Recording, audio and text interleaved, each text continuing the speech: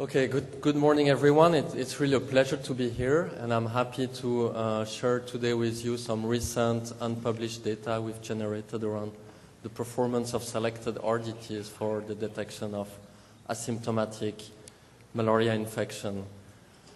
As a brief way of introduction, since the introduction of malaria RDTs in the late 90s, we've been working with products based on 3 biomarkers only, HRP2, LDH, and aldolase, and we use these products for clinical case management, passive case detection. And as such, we've been setting performance target at 2,200 parasite per microliter, not lower than that.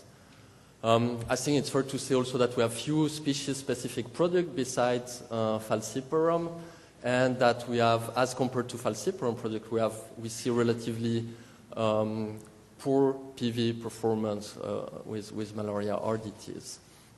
And for the past 20 years or so, there has been very limited innovation in these fields, and mostly because there was no perceived strong need for innovation. We were doing, in principle, just fine with this product for clinical case management. But I think this picture started to evolve slightly since a couple of years already, with new critical needs emerging.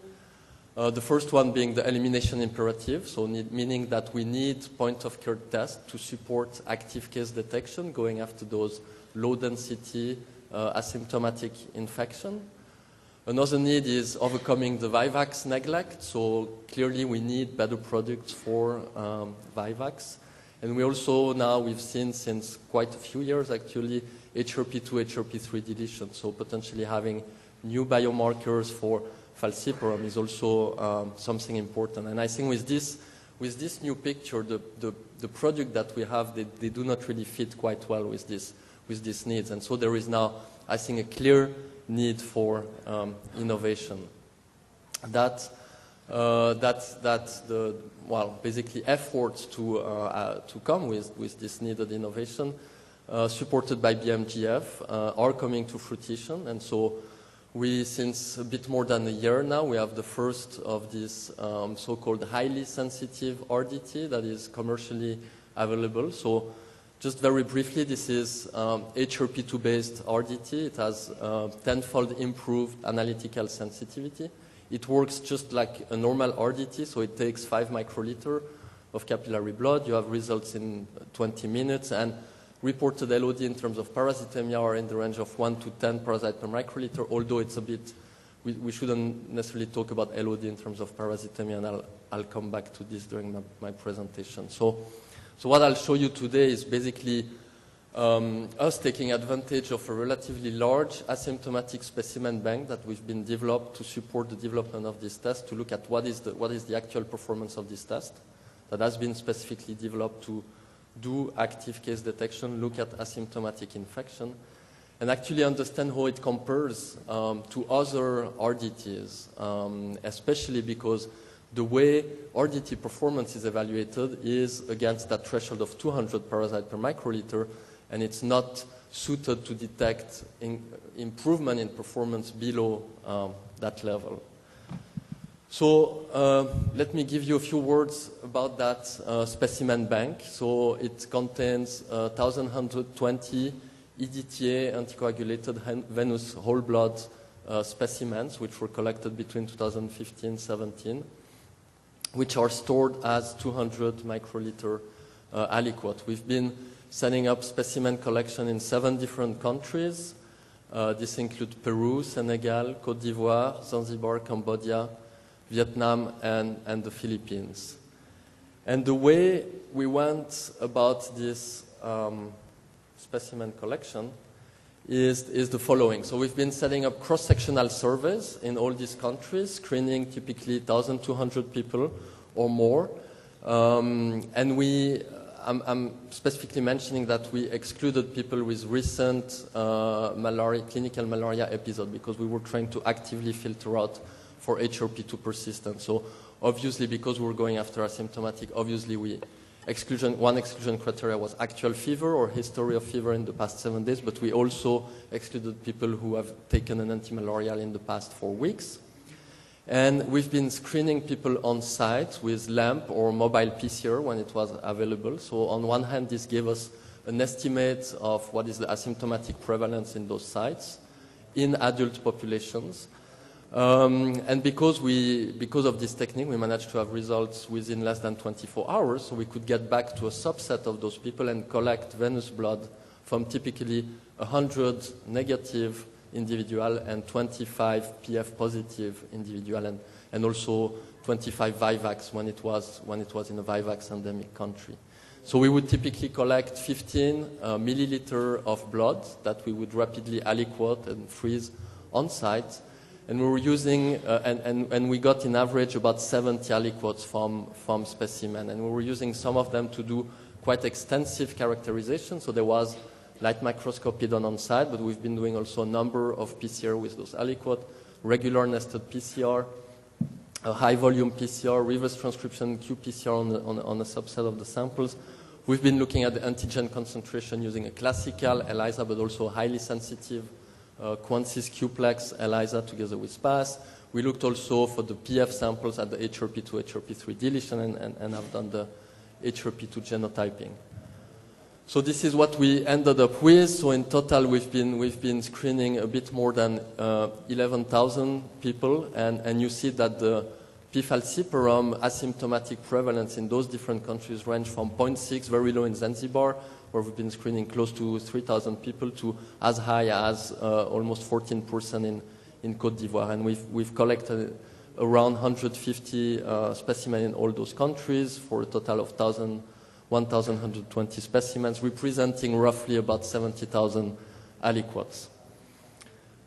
This is what we got. So about 160 PF samples, close to 80 Vivax, and a few ovale malariae that we collected along the way.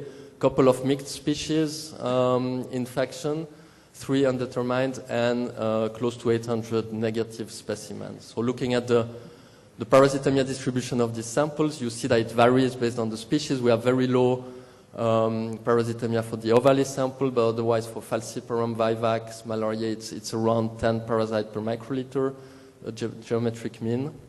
And it ranges for falciparum, it ranges from 0.1 to 10,000 parasites per microliter, which is actually 0.2% infection, which is in fact relatively quite high. Looking more specifically at the PF samples, we looked for HRP2 deletion, so we didn't find any in Cambodia, Côte d'Ivoire. Not surprisingly, we had a lot in Peru, almost 100%. We found 2 in the Philippines, and I think it's the first time that HRP2 deletion is reported from that country. None in Senegal, Vietnam, and Zanzibar. And looking at the parasitemia distribution of those PF samples by country, there is no obvious strong country specificity here. It is around 10, 50 parasite per microliter geometric mean. Comparing parasitemia with HRP2 concentration, we see, as expected, some level of correlation, but a poor correlation. And illustrating that is the fact that at saturation, so at 16 nanogram per milliliter of HRP2, you see parasitemia ranging from 2 to 2,000 parasites per microliter. If you look at samples with a 2 parasite per microliter parasitemia, you see HRP2 concentration actually going all the way from the lower limit of quantification of the assay at 1 picogram per milliliter to the upper limit of quantification to the assay at 16 nanogram per milliliter. So coming back to my point that relating or stating a limit of detection in terms of parasite per microliter for an assay that is measuring antigen is to some extent complex and not straightforward. So again, we've been taking advantage of that specimen bank to look at the ultra-sensitive RDT and to look at a number of other RDT, again, because the classical RDT evaluation program would not be able to discriminate performance differences below 200 parasites per microliter. So we've been selecting the 8 best HRP2-based performing RDT from the round 7 results of the testing of the RDT testing program, and evaluated them against this specimen bank. So these are the products selected. all of them have an HRP2 test line, which is the test line of interest here. Some of them also have a second test line based on pan-PLDH. And as you can see that all of them have very high panel detection score at 2000 parasite per microliter, 99 or 100, and also very high panel detection score at 200 parasite per microliter. The second test on that line, so the first test is the ultra-sensitive RDT, which we've been talking about. The second test, it was actually included as a standard comparator for the ultra-sensitive because it's coming from the same manufacturer.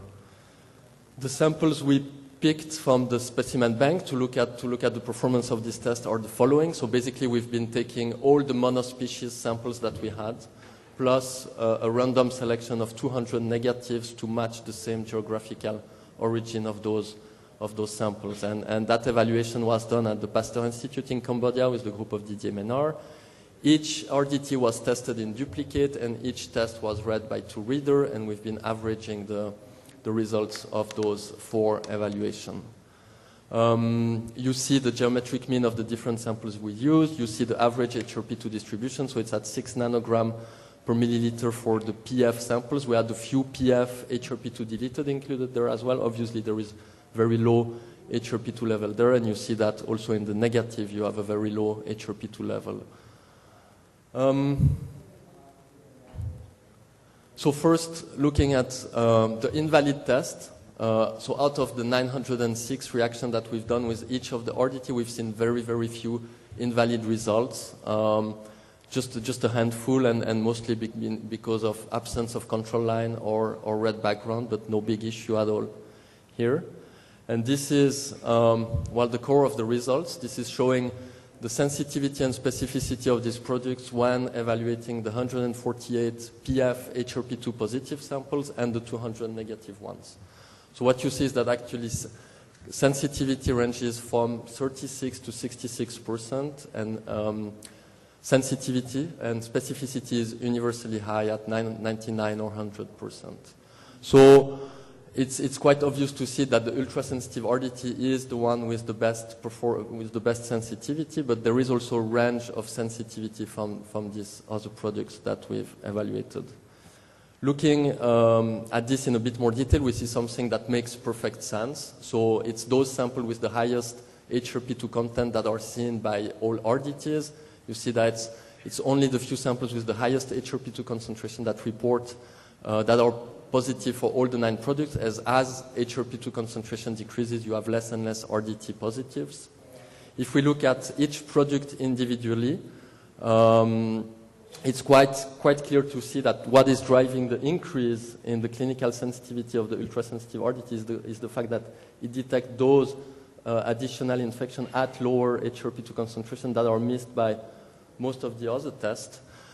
Based on this data, you can do a logistic regression and estimate an LOD, which is here, set at the HRP2 quantity that would return a positive result in 95% of the cases. So 95% probability of having a positive test at this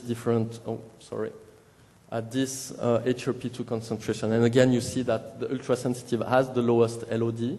And you see that there are quite some differences between products, but what is also clear to see is that there are products which have an LOD that is not so far off from this one. We also briefly looked at the LDH test line of those 3 products because out of curiosity, really.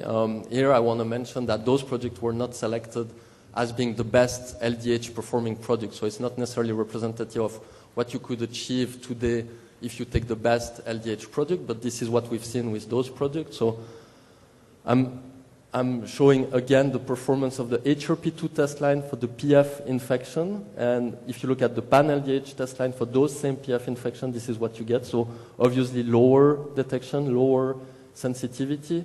If you look at the PV sample, you see that the detection is really low, the sensitivity is really low, not more than 20%.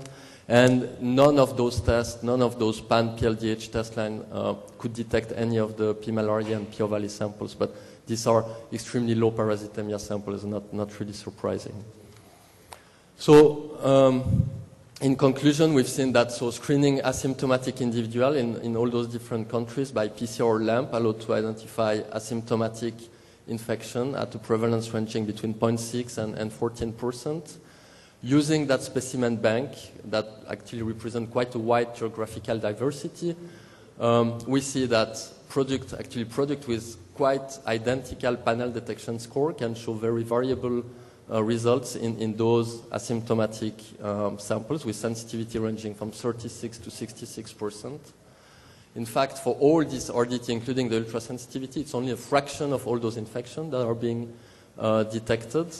And the ultrasensitive RDT is, in fact, the product which shows the best performance with a sensitivity that is between 30 to 80% better than the other tests evaluated here against this specific sample set. So what do we take from this? So it's just a simple scheme to show you that while we have those infections that have been seen by LAMP or PCR, we see between 30 and 40% of those with the so-called conventional RDT.